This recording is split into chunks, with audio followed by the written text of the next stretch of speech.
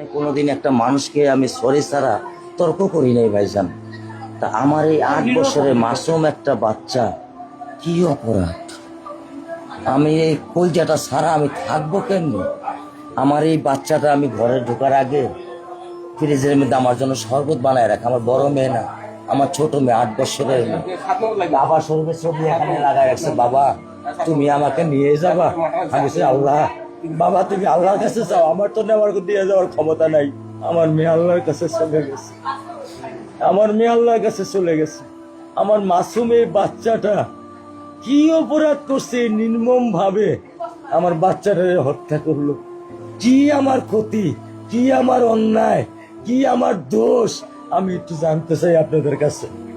আমার যদি কোনো দোষ থাকে, আমার কোনো যদি অন্যায় থাকে, প্রকাশ্যে আপনারা আমার ফাঁসি দিয়ে দেন। আমি এই বাচ্চাটা ছাড়া আমি থাকবো কেমনি? আমি কেমনি আমার এই কলজা টুকরা ছাড়া আমি থাকবো?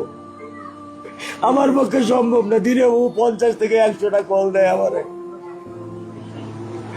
বাবা তুমি কখন আসবা, বাবা তুমি কখন আসবা, বাবা তুমি কখন আসবা। 8টা বছর আমি আমার বুকেরাই ঘরে ঘুম পাড়াইছি।